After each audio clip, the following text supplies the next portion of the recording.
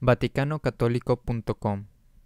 En este video responderé algunas preguntas que hemos recibido de ciertas personas por correo electrónico que han visitado nuestro sitio web.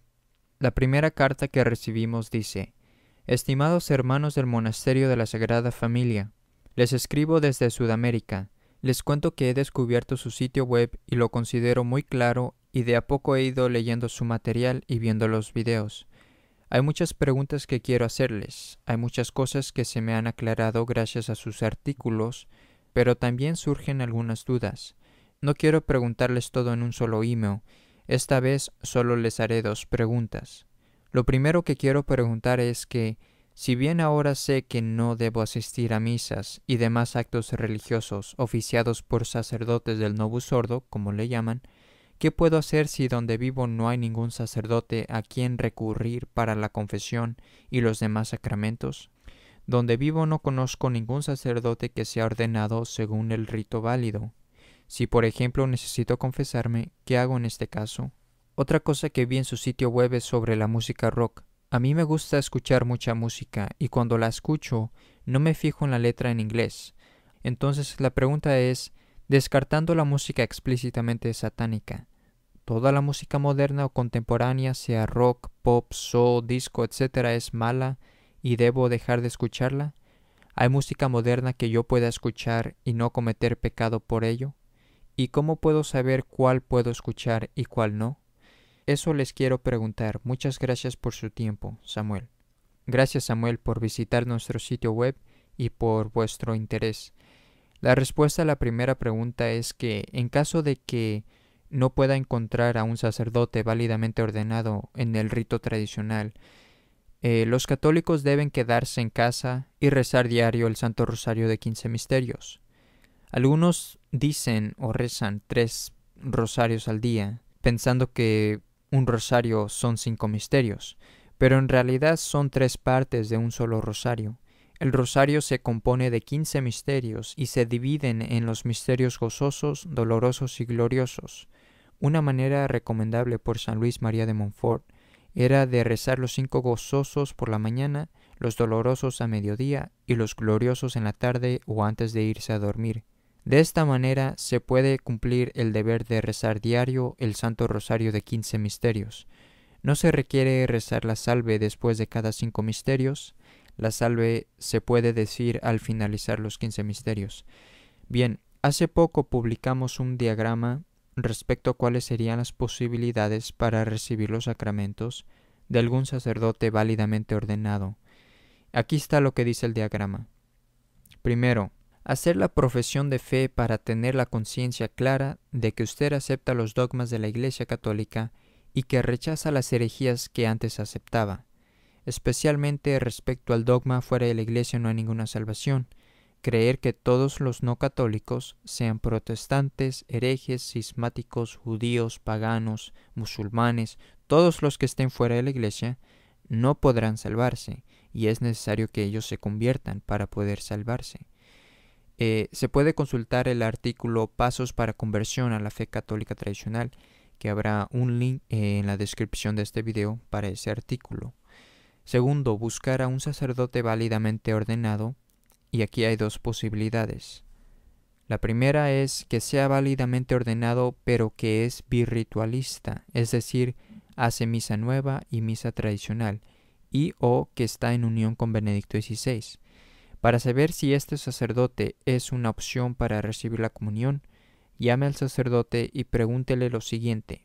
Primero, ¿fue ordenado en el rito católico oriental, sea maronita, ucranio, etc., o en el rito romano tradicional por un obispo que también fue ordenado en el rito tradicional o católico oriental? Nota: también existe en algunos lugares la posibilidad de sacerdotes de más edad que fueron ordenados válidamente antes de 1968. Si responde afirmativo a estas preguntas, entonces fue válidamente ordenado. Si dice que no fue ordenado en el rito católico oriental ni en el rito romano tradicional, entonces no es un sacerdote válidamente ordenado, por ende no podrá ir a él. La segunda pregunta es, ¿cómo ve él el movimiento moderno del ecumenismo? ¿Le gusta el hecho que Benedicto XVI visite mezquitas, sinagogas y elogia las falsas religiones, o tiene algún problema con ello. El sacerdote debe manifestar que él tiene algunos problemas con este tipo de ecumenismo. Si él no tiene ningún problema con ello y o le gusta este tipo de actividad ecuménica en la que está comprometido Benedicto XVI, entonces usted no puede recibir la comunión de él. Los sacerdotes que adhieren al ecumenismo o no creen que debamos convertir a los no católicos o que no lo aceptarán a usted como católico por sostener las enseñanzas correctas, deben ser considerados como notoriamente heréticos. Por ejemplo, sacerdotes heréticos como Secada, un sacerdote sedevacantista, él condena a las personas que no creen en el, entre comillas, bautismo de deseo, por ende debe ser evitado por estas últimas razones. Nadie debe recibir la comunión de sacerdotes notoriamente heréticos. La tercera pregunta es, ¿cree el sacerdote que debamos convertir a los no católicos? Esta pregunta, ¿verdad?, no es tanto si él cree que los no católicos puedan salvarse en sus falsas religiones, puesto que la mayoría de los sacerdotes en los últimos 100 años han creído en esta herejía. La pregunta es dirigida para conocer si él cree que debamos evangelizar y tratar de convertir y llevar a las personas a la única verdadera Iglesia católica. Si él dice que no, entonces no puede recibir la comunión de este sacerdote. Si dice que sí, entonces puede ir siempre que cumpla las otras condiciones, como por ejemplo las últimas 2 preguntas y no puede apoyarlo económicamente, etc. Como nota al margen sobre este punto, cuando se trate con un sacerdote del rito católico oriental, debe preguntarle específicamente sobre los miembros de la religión entre comillas ortodoxa cismática. Muchos de estos sacerdotes del rito oriental tienen un punto débil hacia estos cismáticos. Una de las razones es porque los últimos antipapas han sido muy explícitos en dar directrices que dicen que no debe haber proselitismo hacia los entre comillas ortodoxos, en otras palabras que no debemos convertirlos. Y estos supuestos líderes de las iglesias del rito oriental han sido explícitos en tener una mentalidad de no conversión para los entre comillas ortodoxos. Por último, debe asegurarse de decirle al sacerdote que usted cree que solamente los católicos pueden salvarse y que usted sostiene que Benedicto XVI es un hereje manifiesto por varias razones. Por ende, no es papa, según las enseñanzas de la Iglesia Católica. Si él le dice que él no cree que usted sea católico por sostener estas posiciones, entonces no podrá recibir los sacramentos de este sacerdote. Pero si él aún lo respeta como católico, aunque él no esté de acuerdo, entonces usted puede recibir los sacramentos de él. Recuerde que no puede apoyarlos, defenderlos ni ayudarlos económicamente. Más adelante daremos instrucciones de cómo se debe llegar a estas iglesias.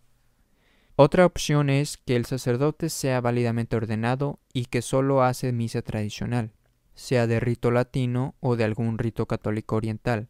Y aquí hay 2 posibilidades. Primero, está en comunión con la secta del Vaticano II y o Benedicto XVI, y en este caso se puede acudir a él bajo las condiciones dadas anteriormente, que acabo de hablar de ellos. Lo segundo es, no está en comunión con la secta del Vaticano II, y aquí hay otras 2 posibilidades.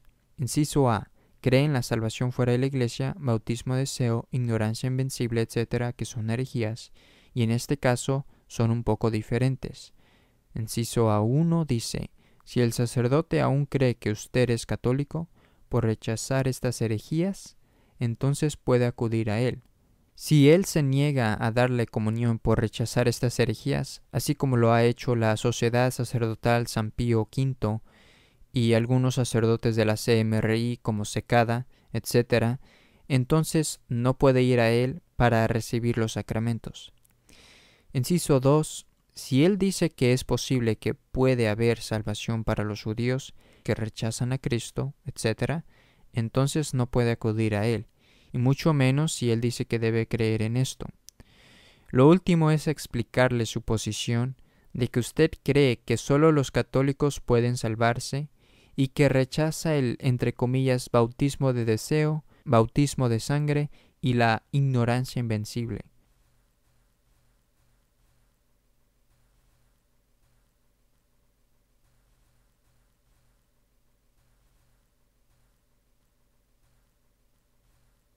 Como herejías.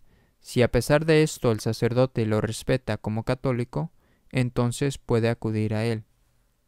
Si es un sacerdote que no acepta el Vaticano II y dice la misa del rito tradicional y acepta toda la doctrina católica, es decir, es 100% ortodoxo, pero este es el caso más difícil de encontrar. Solo en este caso se le puede ayudar económicamente y se puede recibir de él todos los sacramentos y asistir a sus misas.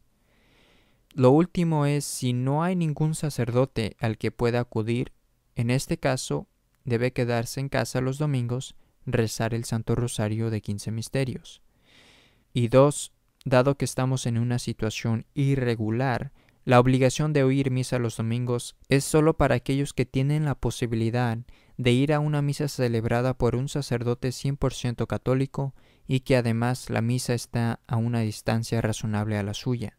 La respuesta a la segunda pregunta tocante a la música de rock es sí, la música moderna de hoy en día es pagana y anticatólica. Incluso las canciones que no tienen mensajes satánicos, como las que demostramos en un video, promueven también la corrupta inmoralidad, además de otros vicios, etc. El rock, pop, soul, disco, etc. que tengan un beat suelen ser malos.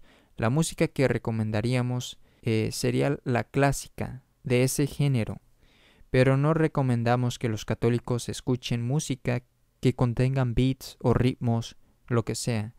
Casi toda la música moderna, incluso aunque no sea explícitamente satánica, en realidad es anticristiana. La segunda persona que nos escribió se llama Adriana y esto fue lo que dijo. He estado leyendo en su página sobre el dogma de fe, fuera de la iglesia no hay salvación. Mi pregunta es, ¿desde cuándo y cómo surge el pensamiento del bautismo de deseo y de sangre? ¿Quiénes lo introducen? Esta pregunta se responde en nuestra sección sobre el dogma. A veces nos damos cuenta que las personas no toman el tiempo de leer por lo menos los primeros 14 capítulos del libro. Estos son los más importantes porque en ellos cubren el dogma y después en el capítulo 14 se comienza a explicar dónde surgió la idea del, entre comillas, bautismo de deseo y de sangre. Los interesados pueden consultar el capítulo 14 llamado El bautismo de sangre y el bautismo de deseo, tradiciones erróneas de los hombres. Habrá un link en la descripción de este video. Primero se debe señalar que los católicos no forman conclusiones doctrinarias definitivas a partir de la enseñanza de un padre de la Iglesia o de un puñado de padres. Un católico debe seguir la enseñanza infalible de la Iglesia, proclamada por los papas, y un católico debe asentir a la enseñanza de los padres de la Iglesia cuando ellos se encuentran en conformidad universal y constante desde el principio y de acuerdo con la enseñanza católica dogmática. El Papa Benedicto XIV dijo, la sentencia de la Iglesia es preferible a la de un doctor conocido por su santidad y enseñanza. Así que la Iglesia católica no reconoce infalibilidad en ningún santo, teólogo o padre de la Iglesia primitiva. Solo un papa operante con la autoridad del magisterio está protegido por el Espíritu Santo de no enseñar error en la fe o las costumbres. ¿Quiénes lo introducen? Pues un pequeño número de los padres, aproximadamente 8 de un total de cientos, son citados a favor del llamado, entre comillas, bautismo de sangre, y esto es la idea de que un catecúmeno, es decir, quien se prepara para recibir el bautismo católico, que derrama su sangre por Cristo, se puede salvar sin haber recibido el sacramento del bautismo. Es fundamental tener primero en cuenta que ninguno de los padres consideraba a nadie más que a un catecúmeno como una posible excepción de la recepción del sacramento del bautismo. Todos ellos condenarían y rechazarían como herético y ajeno a la enseñanza de Cristo la herejía moderna de la, entre comillas, ignorancia invencible, que es la que dice que salva a los que mueren en las otras religiones. Por lo tanto, de todos los padres, solo unos 8 se citan a favor del bautismo de sangre para los catecúmenos, y solo un padre de los cientos, San Agustín, puede citarse enseñando de la manera más clara lo que hoy se llama el, entre comillas, bautismo de deseo. Y esta es la idea de que un catecúmeno pueda salvarse por su deseo explícito por el bautismo de agua. Esto significa que, con excepción de San Agustín, de los pocos padres que creían en el bautismo de sangre, todos en realidad rechazaron el concepto del bautismo de deseo. Continuó con la carta de Adriana. Dice: ahora bien, todas las aseveraciones sobre fuera de la Iglesia nadie puede salvarse también incluyen que debemos estar sujetos al romano pontífice. ¿Cómo podemos estar dentro de la Iglesia si desconocemos al pontífice? ¿Qué hicieron y cómo se defendieron los cristianos del tiempo de los antipapas? ¿Se salvaron o se perdieron con ellos? O por ejemplo en el tiempo del Papa Borja, si era papa o no lo era. Bueno, respecto a la sujeción al romano pontífice, ya se ha discutido en el capítulo 7 de nuestro libro Fuera de la Iglesia no hay ninguna salvación. Todos los que son bautizados y tienen la fe católica están sujetos al romano pontífice. Ello no significa que un católico pueda estar sujetado o sometido a un hereje manifiesto que reclama ser el Papa. Hubo en algunas épocas en la historia de la Iglesia en que algunos cristianos siguieron a un antipapa creyendo que era el Papa legítimo, como por ejemplo durante el cisma de Occidente en el siglo XV. Pero no se puede decir lo mismo para nuestros tiempos porque a partir del Vaticano II han pasado años, herejía tras herejía, apostasía tras apostasía, lo que prueba que es evidente que estos hombres que surgieron después del Vaticano II no son papas. Un hereje no puede ser papa porque un hereje no es miembro de la Iglesia Católica. Por lo tanto, ¿cómo puede ser alguien líder de algo que ya no es miembro? Eso es imposible. Usted menciona al Papa Alejandro VI. Él fue un mal papa por su vida desordenada, pero no un hereje. Por lo tanto, él aún era miembro de la Iglesia Católica. Los antipapas del Vaticano II, es decir, Benedicto XVI, Juan Pablo II, Pablo VI, Juan XXIII, ellos sí fueron herejes, por lo tanto ellos no fueron miembros de la Iglesia Católica. Quizá le ayudará la siguiente cita del Papa Pío XII, quien enseña quiénes son los que dejan de ser miembros de la Iglesia. Papa Pío XII, Mystici Corporis Christi, puesto que no todos los pecados, aunque graves, separan por su misma naturaleza al hombre del cuerpo de la Iglesia, como lo hacen el cisma, la herejía o la apostasía. ¿Y cuál es la enseñanza sobre los papas que caen en herejía? Veamos a San Roberto Bellarmino. San Roberto Bellarmino, de Romano Pontífice, dice: un papa que se manifiesta hereje, por ese mismo hecho, cesa de ser papa y cabeza, así como por lo mismo deja de ser un cristiano y miembro de la Iglesia. Por tanto, él puede ser juzgado y castigado por la Iglesia. Esta es la enseñanza de todos los padres antiguos que enseñaban que los herejes manifiestos pierden inmediatamente toda jurisdicción. Finalmente continuó con la carta de Adriana. Sus últimas palabras dice: sobre el punto de la sedevacancia, ¿ha habido algún caso en la historia de la Iglesia que avale la sedevacancia? Porque ha habido papas malos o antipapas, pero ¿cuál fue la reacción de los fieles de la Iglesia? ¿Se han subvelado contra ellos o los han declarado excomulgados? Yo estoy muy preocupada por estas circunstancias y no tengo la capacidad para comprender las posiciones actuales de la Fraternidad Sacerdotal San Pío X o de ustedes. Por otro lado, me angustia el ver tantas diferentes denominaciones. Igual que en el protestantismo, las divisiones se van dando involuntariamente porque cada cual cree que su posición es la correcta. ¿Cómo saberlo? Bueno, todas estas ideas vienen a mi mente y no logro poner fin a estas lucubraciones. ¿Ustedes están seguros de la sedevacancia? ¿Por qué? ¿Qué parte de las escrituras o de la historia de la Iglesia avala su posición? Atentamente, Adriana.